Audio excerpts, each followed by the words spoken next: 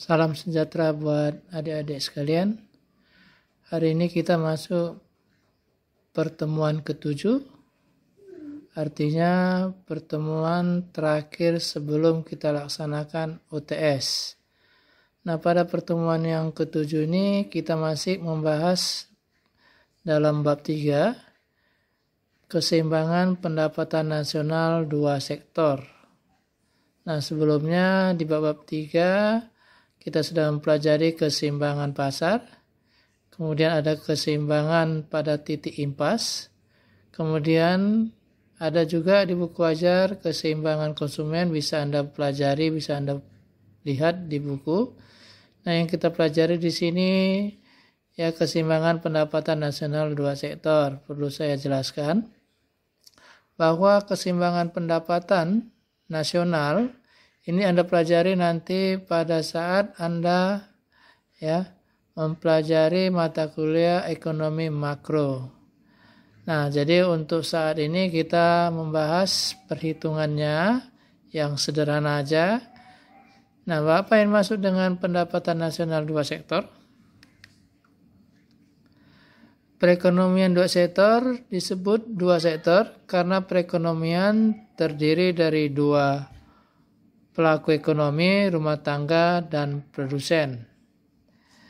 Perekonomian model dua sektor dikatakan bersifat tertutup dan sederhana. Kenapa dikatakan tertutup? Karena perekonomian tidak mengenal hubungan ekonomi dengan negara lain. Dan di sini perekonomian dua sektor belum ada campur tangan pemerintah. Jadi pelaku ekonomi hanya dua, rumah tangga dan perusahaan atau produsen. Nah, di dalam perekonomian dua sektor di pelajaran matematika ekonomi dan bisnis, secara aljabar perekonomian dua sektor dapat dirumuskan sebagai berikut. Y sama dengan C tambah I. Jadi rumusnya Y sama dengan C tambah I, di mana Y sama dengan pendapatan nasional. Kemudian C sama dengan konsumsi, I investasi.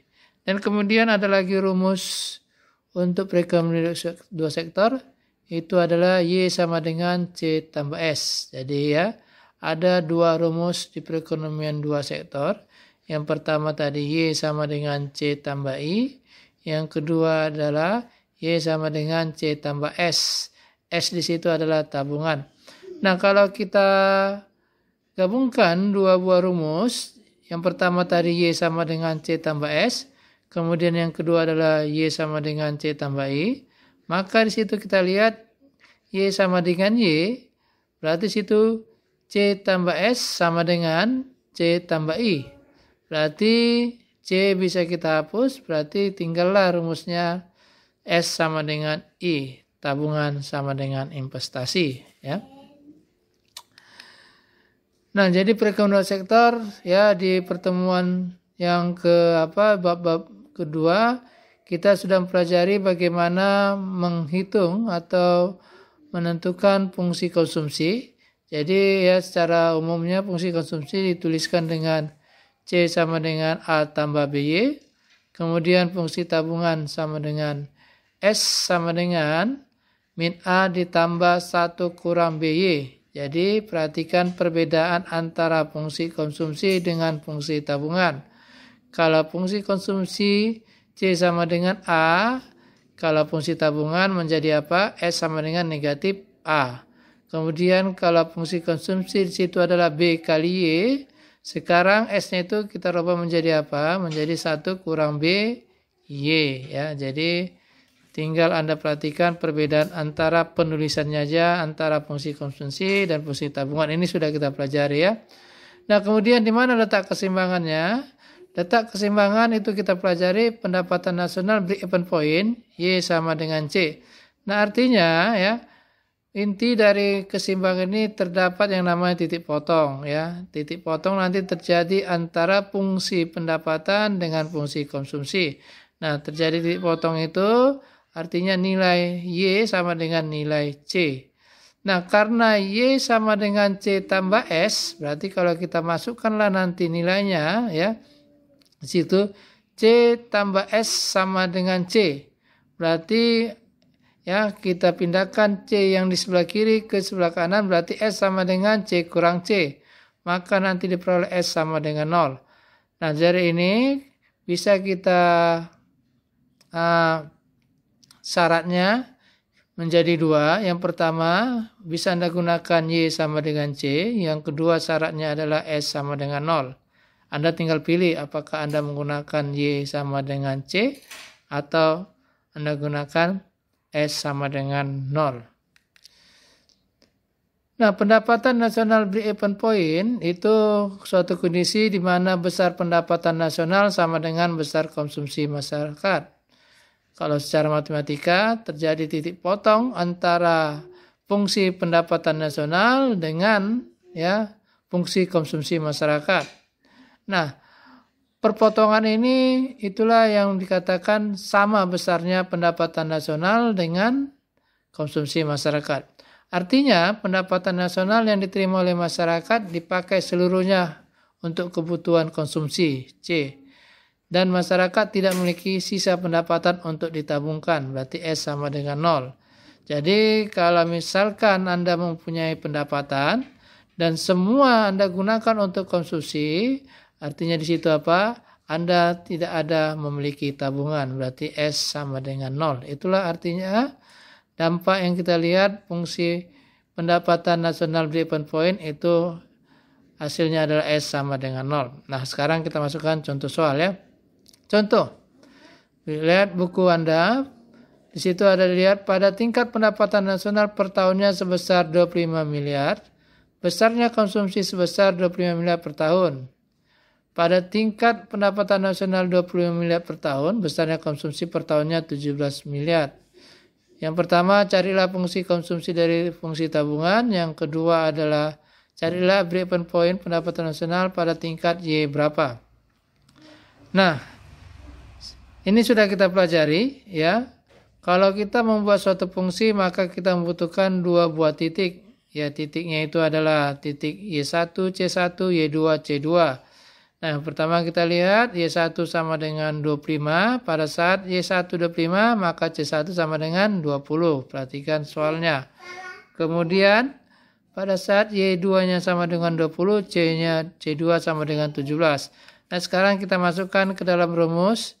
C sama dengan C1 per C2 dikurang C1 sama dengan Y dikurang Y1 per Y2 dikurang Y1. Nah, selanjutnya C dikurang C1-nya 20, maka C sama kurang 20 per 17 dikurang 20 sama dengan Y dikurang 25 per 20 dikurang 25. Nah, kemudian ya C dikurang 20 sama dengan 17 dikurang 20 itu adalah minus 3. Kemudian per 20 dikurang 25 adalah minus 5. Berarti minus per minus habis. Jadi minus 3 per minus 5 habis menjadi positif, maka hasilnya 3 per 5. Nah, 3 per 5 dikalikan Y dikurang 25. Berarti C dikurang 20 sama dengan 3 per 5 dikalikan Y dikurang 25. Berarti C sama dengan 3 per 5 itu adalah 0,6. 0,6 dikalikan dengan Y itu adalah 0,6 Y. Kemudian 0,6 dikalikan dengan negatif 25 itu adalah negatif 15. Ya.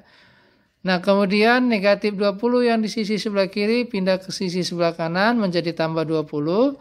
Maka negatif 15 ditambah 20 sama dengan tambah 5. Berarti hasilnya adalah C sama dengan 0,6 Y ditambah 5. Nah, begitu mudah kita mencari yang namanya fungsi konsumsi. Fungsi konsumsi menjadi apa? Hasilnya C sama dengan 5 ditambah 0,6 Y. Nah, kemudian kita menentukan fungsi tabungan. Ya, seperti ditanya, tentukanlah fungsi tabungan. Nah, kita lihat caranya yang tadi. Kita hanya melihat perbedaannya antara konsumsi dengan tabungan. Kalau konsumsi di situ adalah positif A, sekarang kita menjadikan negatif A. Berarti sini adalah C sama dengan 5, sekarang S sama dengan negatif 5. Kemudian kalau B-nya situ adalah 0,6, maka untuk tabungan itu adalah 1 dikurang 0,6, berarti 1 dikurang 0,6 itu adalah 0,4. Berarti Anda tukarkan, berarti 0,4 Y. Hasilnya menjadi apa fungsi tabungan? Fungsi tabungan sama dengan S sama dengan negatif 5 ditambah 0,4 Y. Nah sekarang kita masuk, setelah mendapatkan fungsi tabungan, maka kita bisa mendapatkan pendapatan nasional break even point, ya BEP. Nah ada dua caranya syaratnya. Bisa Anda menggunakan syaratnya Y sama dengan C, atau bisa juga Anda gunakan syaratnya S sama dengan 0. Terserah Anda pilih ya.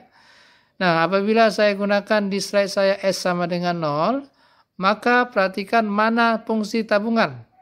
Fungsi tabungan yang seperti di atas, S sama dengan negatif 5 ditambah 0,4 Y, maka S-nya sama dengan 0. Berarti 0 sama dengan negatif 5 ditambah 0,4 Y.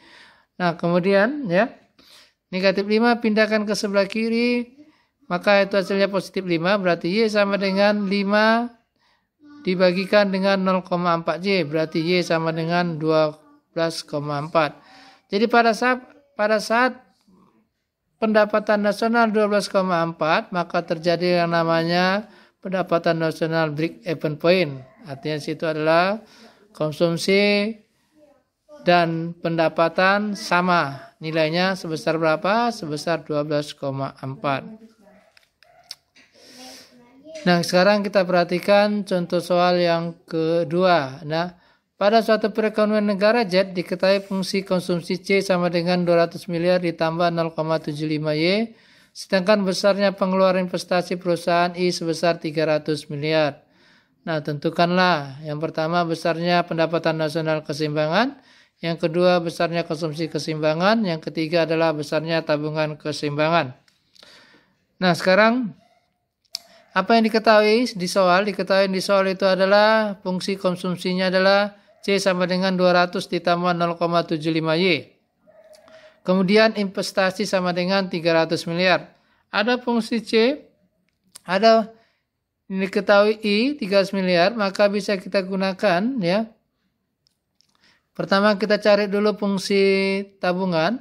Fungsi tadi ya, konsumsi, coba perhatikan fungsi konsumsi tadi adalah 200 ditambah 0,75 Y. Sekarang kita rubah ya.